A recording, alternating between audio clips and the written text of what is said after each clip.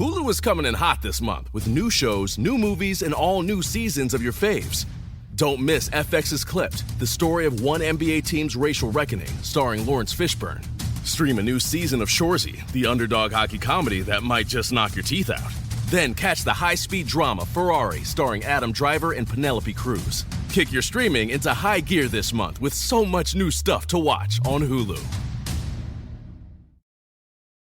Welcome to another round of Boardroom or Miro Board. Today we talk retrospectives with Agile coach Maria. Let's go. First question. You've spent 2 hours in a team retro, but the only input you've heard is Dave's. Boardroom or Miro Board? Boardroom. In Miro, Dave can't hog the space because everyone can add thoughts anonymously, online at the same time. Correct.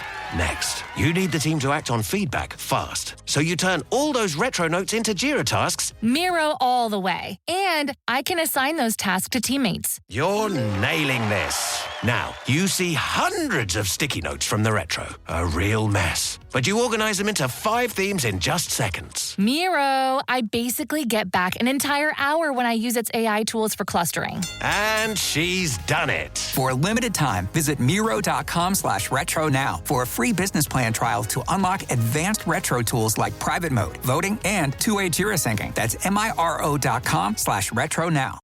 This is the story of the one. As a maintenance engineer, he hears things differently. To the untrained ear, everything on his shop floor might sound fine, but he can hear gears grinding or a belt slipping. So he steps in to fix the problem at hand before it gets out of hand. And he knows Grainger's got the right product he needs to get the job done, which is music to his ears. Call, click Grainger.com, or just stop by.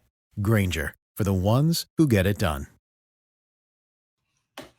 Welcome back to the Jello Jiggling podcast. I am your host, Ryan Ward, and some craziness went down last night. I was planning this pod with the goal of, talking about the JJ Redick presser, trade rumors that have surfaced, the NBA draft, which the first round is supposed to get underway later today, and LeBron James and Anthony Davis making kind of a crazy, well, not crazy request, but yeah, I guess unexpected, considering all that we've heard over the past couple of months. But last night, the New York Knicks came out of nowhere and made a crazy trade. When I say crazy, I don't mean like it doesn't make any sense. I mean a crazy trade in terms of how much it changes the landscape of the Eastern Conference and what they gave up to do it.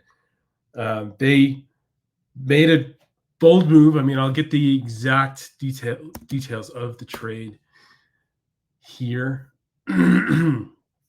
This literally sent shockwaves through the league. But the Knicks acquired Mikal Bridges from the Brooklyn Nets, who supposedly has been untouchable for quite some time.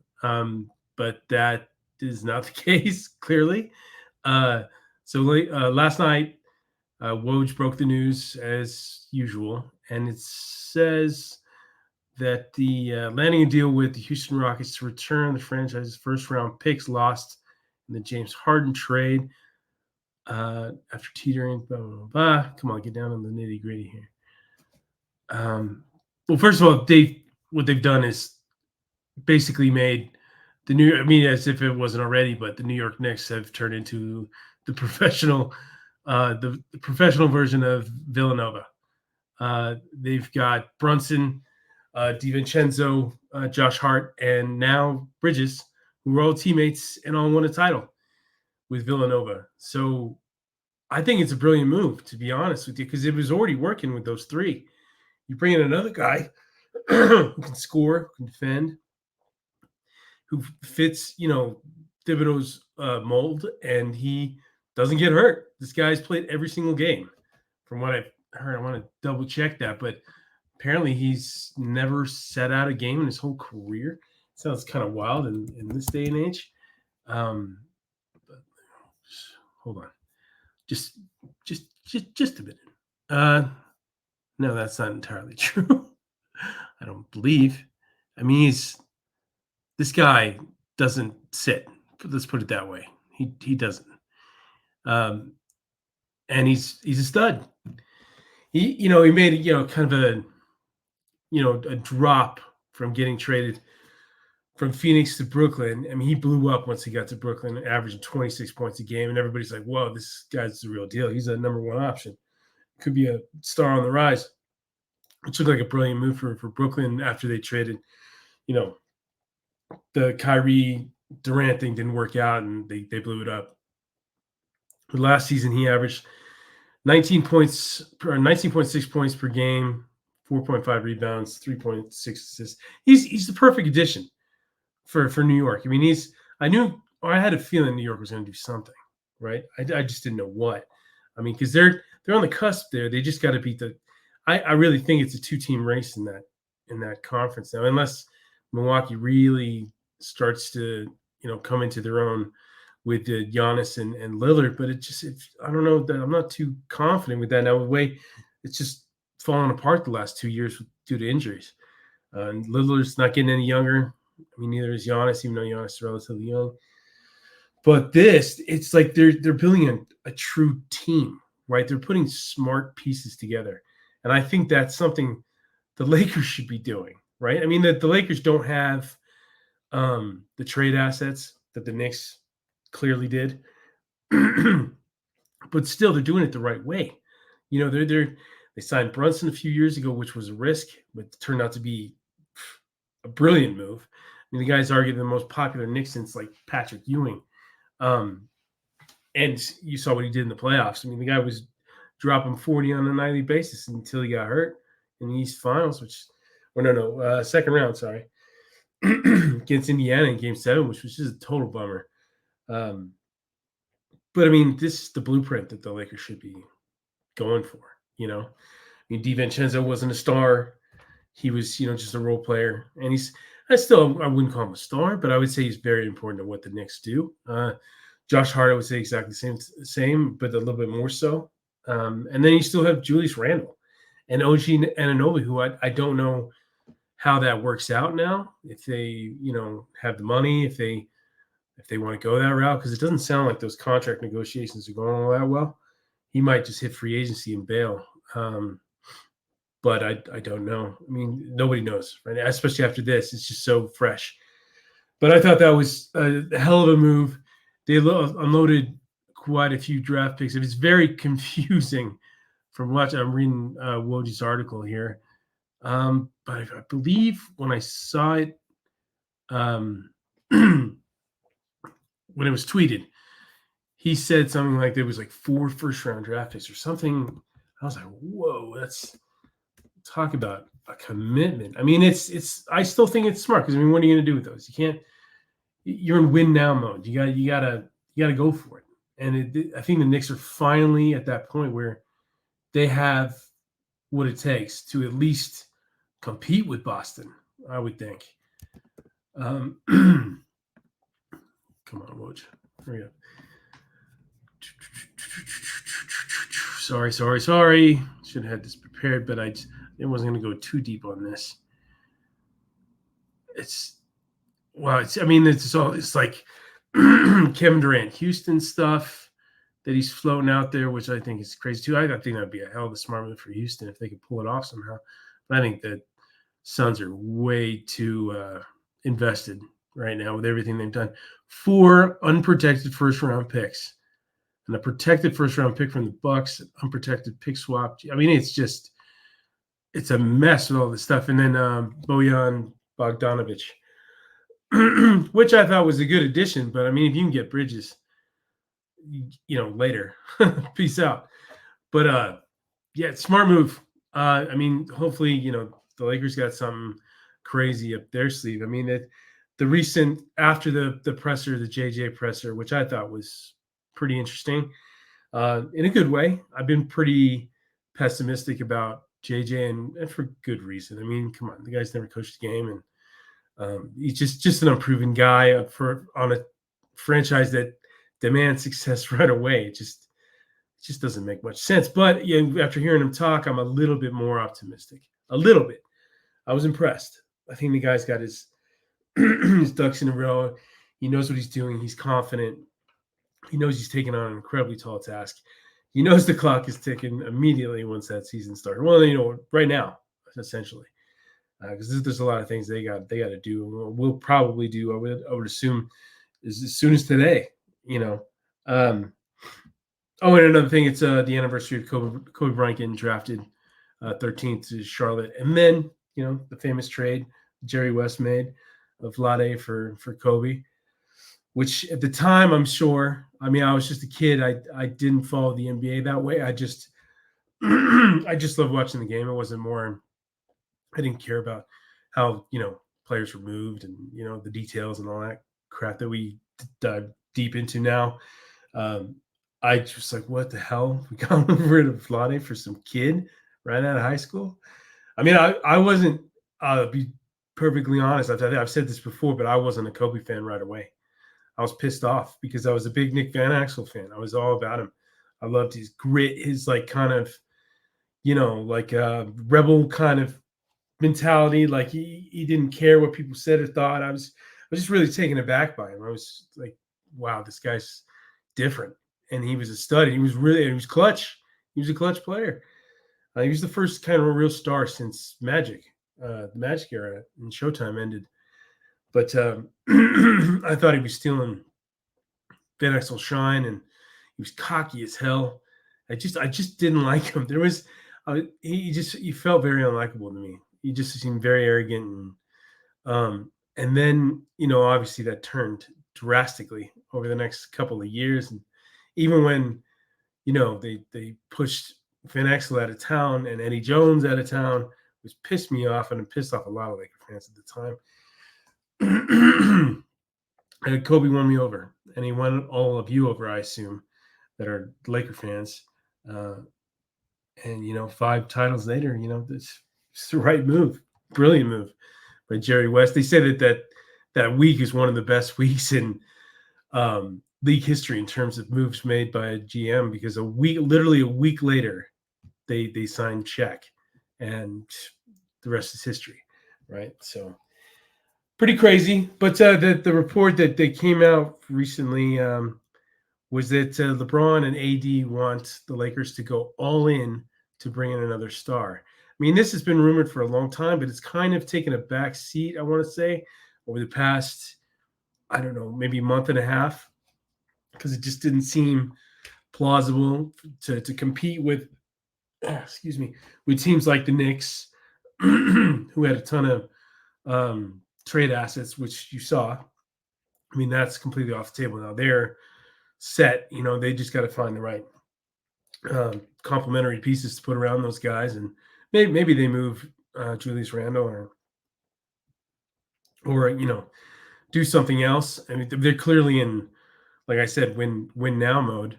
They know their window is right now, even though Boston looks like it's their window for the next few years. But they got to compete with them, and they don't want to waste this opportunity, and I don't blame them, especially with how popular that team is. I mean, I even became someone fan watching in the playoffs. Those guys play with a lot of energy, a lot of grit. Like, they don't give up. They're, very passionate. I mean, I love Josh Hart too. I always thought that was a big mistake. The Lakers let him go. One of many over the past few years, one of many. But this whole all-in thing, I mean, most people are chalking it up because Donovan Mitchell seems to be a non-option at this point. It just seems like a matter of time before he signs the extension. It seems like all that tension or whatever was going on in Cleveland is kind of like smoothed over, at least for the time being. In terms of if Mitchell signs, Garland's out. He's going to get traded. If Mitchell doesn't sign, Mitchell's out. Kind of like it has to be one or the other. It doesn't seem like that's the case anymore. Or even the other guys, Jared Allen and Mobley. Seems like they want to move forward with that, and I think that's a good idea. I remember I kind of had a similar reaction. Well, similar when they got Mitchell and added him to those 3. I was like, damn, Cleveland's legit now. And I think they are, but I don't think they're New York level, Boston level, Milwaukee level in the East. And nowhere near in comparison to the great teams in the West. But I still think that, they got a core. They got guys that, if they can figure out how to play together and carry that in the playoffs, they could be dangerous. But this whole all-in thing, it's got Trae Young written all over it, kind of, with Trae, doing the whole hourglass emoji after JJ was officially hired last week. That set off a ton of speculation. I mean, it was literally within, I think, 20, 30 minutes that JJ, the official announcement was made that Trae sent out that tweet, which is pretty telling. These guys always do this stuff with intention, even though it's extremely vague and passive aggressive. It's just there's always intent behind it, and then they don't answer nothing. And it's like saying something without saying it. You know what I mean? It's just the way kids do things these days. In the younger generation, it's just like, got to drop all these hints and make people think, and it goes 10 different ways. Like I've said before in the pod, it's great for us content-wise because we can go in 10 different directions. But it is a little annoying too, a little kind of childish. Like if you want to say something, say something. But that's neither here nor there. Whatever. It's like at this point it seems inevitable that Trae, like, they're kind of blowing things up in Atlanta. They want to start fresh. They got the first overall pick today, who people still don't know who the hell they're taking, which is kind of crazy. I mean, Alex Sarr seems to be the consensus top pick, but then I've seen other mocks where it's like somebody else. I mean, this draft is the first draft where I'd be like, I literally don't know anybody in this draft besides Sarr and Eddie or whatever, however you say his name. I don't even know how to say his name. But the center that the Lakers have, Purdue, that the Lakers have kind of been linked to, I think he came in for a workout. Funny enough, odd surfaced earlier this week that he's projected to go 16 and a half or over under 16 and a half. Lakers are at 17. It's just Hulu is coming in hot this month with new shows, new movies, and all new seasons of your faves. Don't miss FX's Clipped, the story of one NBA team's racial reckoning, starring Lawrence Fishburne. Stream a new season of Shoresy, the underdog hockey comedy that might just knock your teeth out. Then catch the high-speed drama Ferrari, starring Adam Driver and Penelope Cruz. Kick your streaming into high gear this month with so much new stuff to watch on Hulu.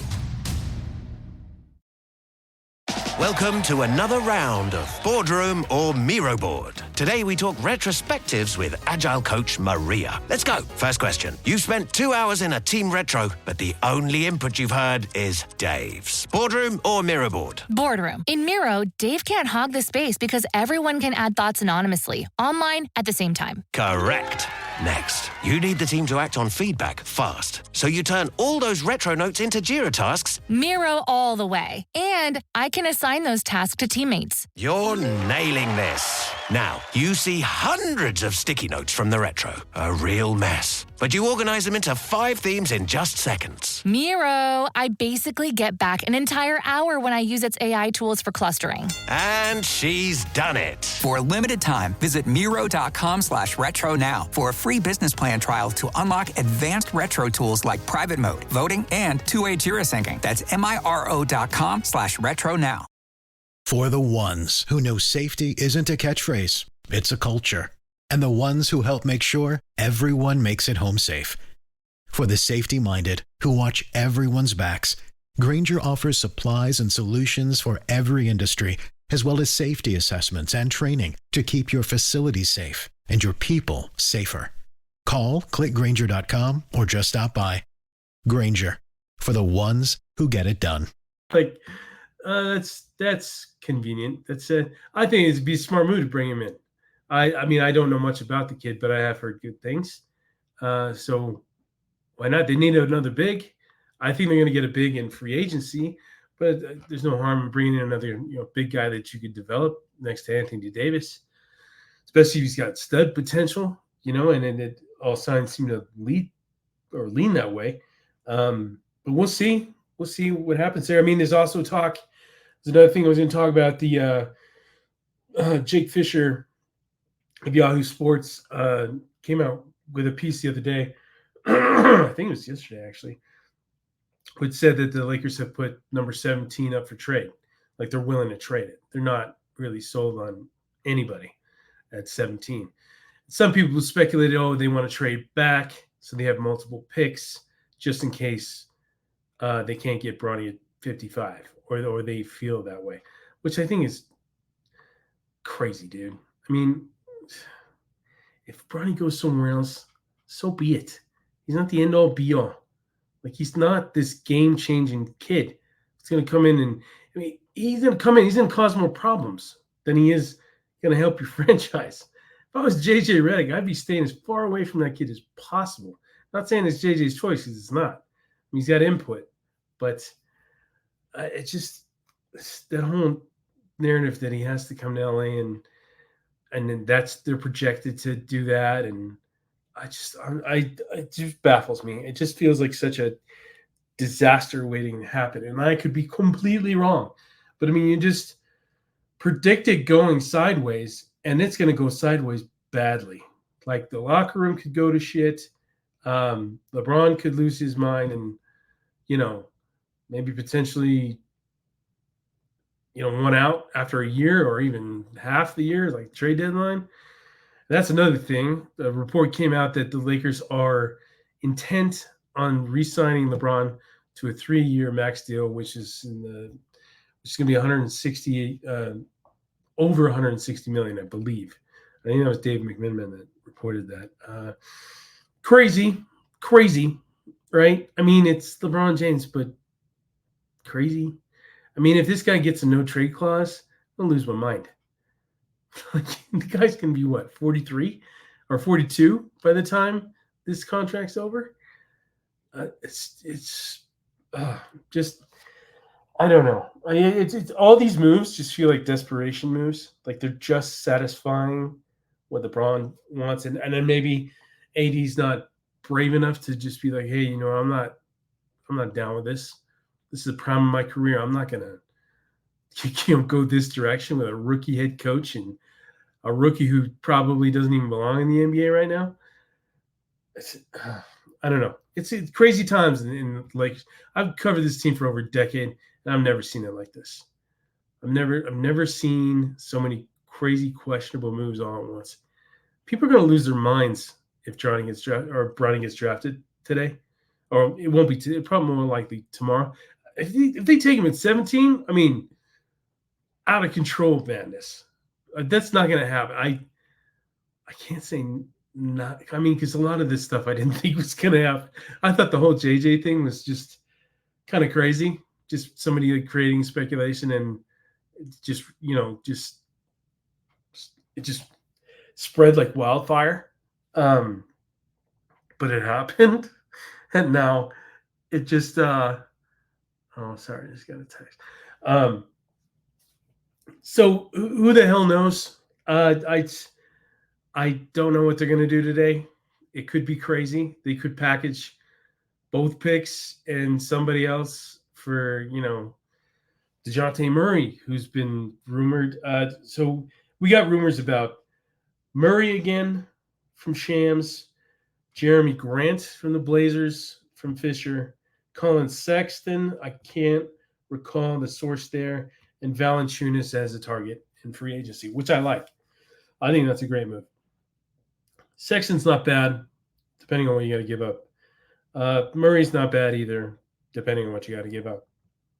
Grant, not bad, but if you got to – it's all contingent on what they're giving up, right? I mean, these guys they're good, not great, right? So another elite player, I think elite was exactly the quote used, elite player, when talking about LeBron and AD's desire to bring somebody in. These guys are not elite players. These guys are role players that are borderline stars, So I don't. Maybe there's somebody else that they're targeting that's not even getting mentioned. I mean, look at Bridges. I mean, his name was not mentioned anywhere, and last I heard, he was untouchable. Right? At least that seemed to be the, like they want to build around him in Brooklyn. But maybe Brooklyn's just like, shit, we got a deal that we couldn't refuse. The Knicks are willing to give us all this draft capital. We can start over this way. Bridges is good, but he's not really a number one, right? He's at best a 2 or 3, right? And who knows how he falls in this. He could be a 2 behind Brunson. He could be a 3 behind Randall. I don't know. But, Knicks hit it out of the park, in my opinion. They're doing it the way you should do it. And the Lakers are not. They're going the opposite direction.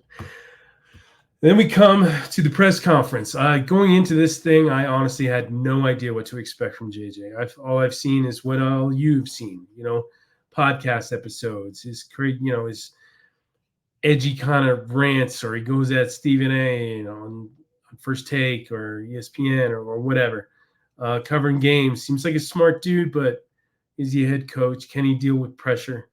I don't know. So I came in, expecting to be disappointed and kind of like, damn, I got to transcribe this guy's quotes for the next year. But I was pleasantly surprised. He answered questions quickly and smartly. And I thought, even better than, Pelinka drives me crazy the way he answers questions. And he just, he bore you to death, put you to sleep with how because it's a lot of like saying things without really saying anything, right? It's like a lawyer, he talks like a lawyer. But JJ was kind of straight to the point. Didn't,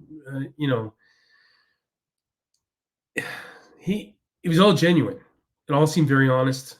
Didn't seem like coach speak kind of. At certain points, but he said what needed to be said at those times he was asked those questions. I was, like I said, pleasantly surprised. I was like, okay, this guy's got some grit. There was that one F-bomb response he had to, what was the question? I think it was something like, what are you going to say to, dispel all the misconceptions about you or something? And he just said, I don't give a fuck. And I thought, I was cracking up. And then he dropped another F-bomb like, 2 or 3 sentences later. And you'd see that Pelinka was super uncomfortable. But I liked it. He's got an attitude about him, little edge. So it makes me think he might be able to make these players accountable and, get some respect. But you just don't know, he's a well-spoken guy. He's knowledgeable. Like I said, edgy. He said that he's no longer doing the podcast, which I thought was a great move. That would be such a bad move on his part. But he's no idiot.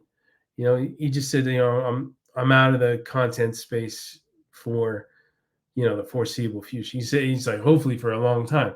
So he's not touching it when he's a head coach. And you can't go on a podcast every week and express your opinions as a head coach, talking about other players and while having your superstar on at the same time. Like, it just, like I said, there's so many like things that are like a recipe for disaster, right? So many parts of this. It's like this stew just kind of churning, and it's going to be ready at some point, and it's just going to blow the lid off of this team. And I do unfortunately get the feeling that it's going to get worse before it gets better in LA. I hope I'm wrong. All this stuff, I hope I'm wrong. From, like I said, covering the team over a decade, I've seen things happen, and you see things when they make certain moves, you can see it. It's like it does have that desperation feel, and then it turns out that's what happened. It's desperate. It wasn't particularly smart. It's just the only thing that they could do, right? They were this. The league's different, salary caps and first apron, second apron crap. Even Pelinka mentioned it, says that how it changes the way teams make trades these days. And then you see the Knicks go and make this massive deal. But, the Lakers are in a different position. They traded a lot to get Anthony Davis, and it paid off by winning a championship. But ever since then, they've struggled. They just can't. There's no consistency. It's kind of the same story every year. They're just kind of a mediocre 500 team that's kind of average. And with the West just getting better and better, it's becoming worse and worse in LA.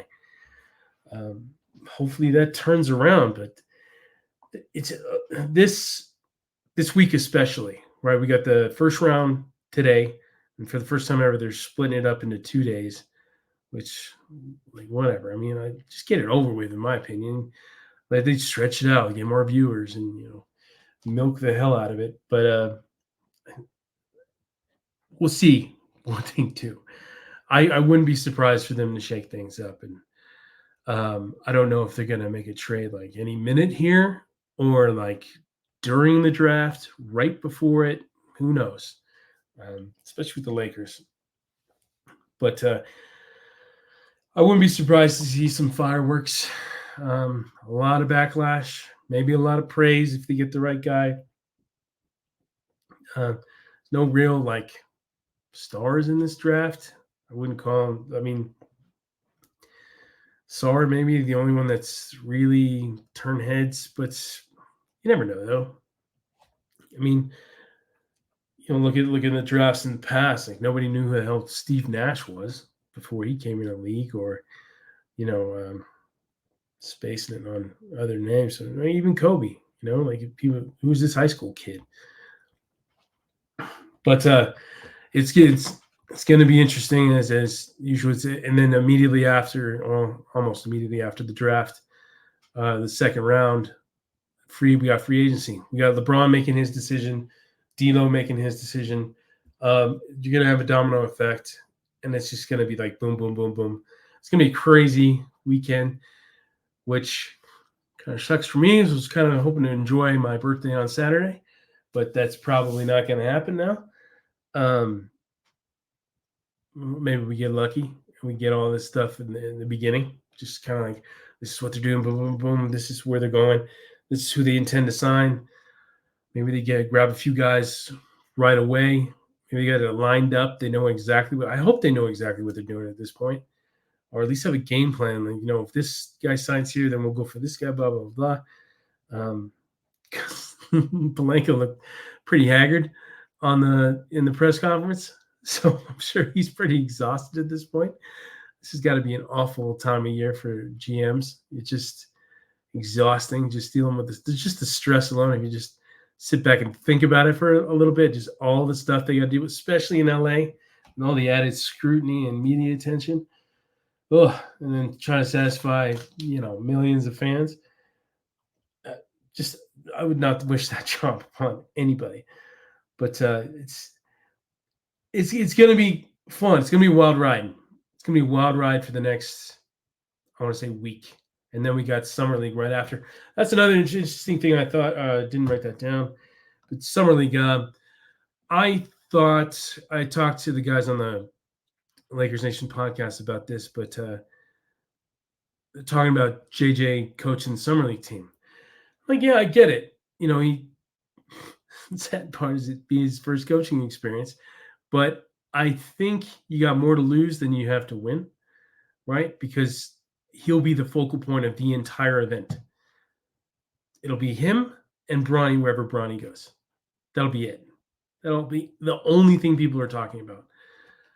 People will be watching him on the sideline more than they'll be watching the damn game or each game. And he'll be criticized. If they suck, which happens in Summer League, regardless of the talent, like if they are terrible, it's going to all fall on JJ. And then that pressure is going to start right away. And then then people are going to break it down like it's real NBA games. And I just don't know if that's a good way to start. Maybe it's the perfect way to start. Maybe thrusting him, throwing into the fire is exactly what's needed. Maybe. I don't know. We'll see. But they're open to it. He said it's on the table. He said he's going to be very involved with what goes on in Vegas and the California Classic, which is in the Bay Area or Sacramento. I don't know if you consider that the Bay Area or just Northern California. Doesn't look like the Bay Area when you get up there, but it's like Cowtown. But we'll see. I mean, I kind of want it to happen just because content purposes, and I think it'll be interesting, but I don't know if it's the best thing for him. It could go really bad. And then the whole summer was be talking about what he did in Summer League, like it friggin' matters, But that's just the way things get twisted these days. And maybe in a week or a month, I come back on here and I'm like, oh God, that was awful.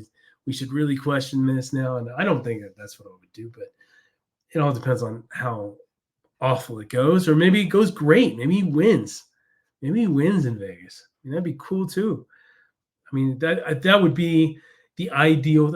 Say they have a good draft, they have good free agency or decent, and then JJ goes, coaches, wins in Vegas. I remember how fun that was when Kuzma and Ball won that year. I think Josh Hart was on that team too. I'm not sure. I can't remember. But Kuzma and Ball were the two stars everybody was watching because they were just balling out of control. But that was fun. That was fun to watch. That's the only time I can remember them being even slightly successful in Vegas. All the other times they kind of flamed out really quickly. But that year was a blast because I was really invested in those games because I think those games suck. They're not fun to watch. Our boss takes us out to Vegas every year. It's kind of like a work retreat, and we go. And I don't like going. I don't like going to Thomas and Mack. I think that the experience has gotten better. I enjoy more the experience than the games. That's the thing. The games are, you don't know who the hell's playing. It's just bad basketball. Nobody likes to watch bad basketball. And we're not going to have a guy that everybody's super interested in. We're not going to have guys like in the past, like, oh, can't wait to see Brandon Ingram. Can't wait to see Lonzo. Can't wait to see Kuzma or Randall. We don't have those guys, or D'Lo. It's going to be a bunch of dudes that you don't know. And then maybe Max Christie. No, probably not. Even if he's back with the team. So, yeah, it's just going to be, I don't know. It's not fun. I'd rather have a few beers and walk around and mingle a little bit and just enjoy the atmosphere than watch the games. But if JJ's coaching, it'll definitely shine some more light. It'll make it a bit more entertaining, I guess. And it's going to get broken down like crazy. Anyway, Ellen colleague Sean Davis is going to go nuts out evaluating it, and I'll be interested to see what he says because that guy sees the game way different than I do. I played basketball. He's coached basketball, and it's just two completely different perspectives. And it's interesting to hear what he says because there's things that I don't see that he sees. And then Trevor too. Trevor's got that eye too. But it's oh wow, already on over 30. So I'm looking forward to it. You're drinking a lot of coffee, trying to stay on it. These times are fun. They're crazy and exhausting, but they're fun. Hopefully the Lakers make some moves here. Maybe the Knicks really push them to do something here. Maybe Anunoby's become an option somehow, some way. I don't know. I'm not a cap guy. So until next time, until the next crazy thing happens, I might come on tomorrow if all this madness happens tonight. And then probably the day after, because I think the second round is going to be more interesting than the first for the Lakers, unless they make a trade. So I could be on quite a few times this week, but until next time, see you. Welcome to another round of Drawing Board or Miro Board. Today we discuss technical diagramming with systems architect Maya. Let's go. First question. You've spent 10 hours slogging over a sequence diagram that should have taken 5. Drawing board or Miro board? Drawing board. And if I'm being honest, Miro would probably cut that time down by half.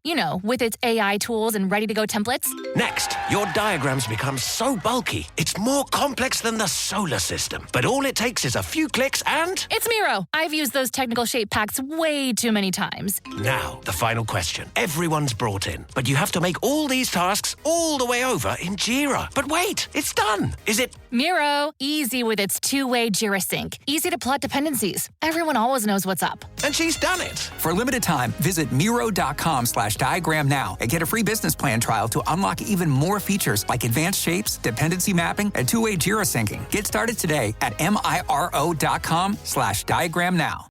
This is the story of the one. As a maintenance engineer, he hears things differently. To the untrained ear, everything on his shop floor might sound fine, but he can hear gears grinding or a belt slipping. So he steps in to fix the problem at hand before it gets out of hand. And he knows Granger's got the right product he needs to get the job done, which is music to his ears. Call, click Granger.com, or just stop by. Granger, for the ones who get it done. You know when you're listening to a true crime story that has an unbelievable plot twist that makes you stop in your tracks? That's what our podcast, People Are the Worst, brings you with each episode. I'm Rachel. And I'm Rebecca. We're identical twins who love true crime cases that make you say, didn't see that coming, and we hate the people responsible for them. Listen to People Are the Worst now on Apple, Spotify, or wherever you get your podcasts.